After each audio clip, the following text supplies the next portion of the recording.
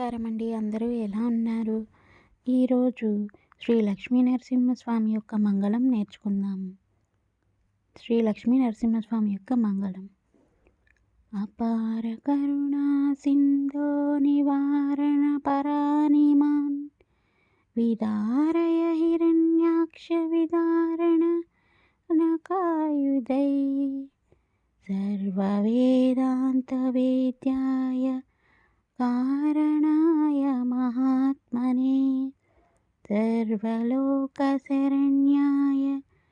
श्रीनृसिंहाय मङ्गलम् शेषिने सर्वासुनां वाञ्छितार्थप्रदायिने संश्रितानां सदा भूयात् श्रीनृसिंहमङ्गलम् पवित्राणां पवित्राय प्रापकाय फलात्मने भद्राणामपि भद्राय श्रीनरसिंहाय मङ्गलम् अधिवंशटकोपाग्यनिवर्ण्यहात्मभिः समर्चिताय नित्याय श्रीनृसिंहाय मङ्गलम्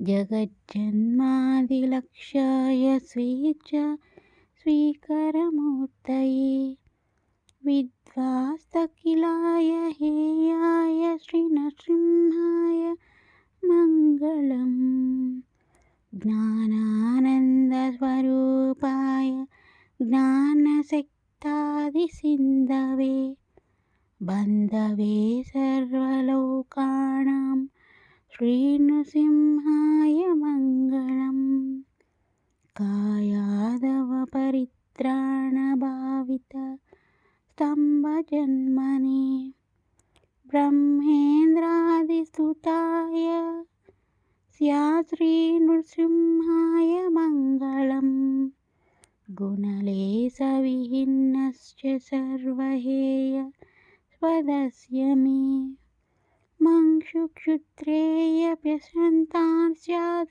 श्रीनृसिंहाय मङ्गलम् श्रीनिवासयन्ति द्रोक्त्रं लक्ष्मी नृसिंहमङ्गलम् यें पठेति महात्मस्मिश्च भयात् मङ्गलम् इति श्रीलक्ष्मी నరసింహమంగళం. విన్నారు కదా శ్రీ లక్ష్మీ నరసింహస్వామి మంగళం. మరి ఇలాంటి వీడియోల గురించి మా ఛానల్ని సబ్స్క్రైబ్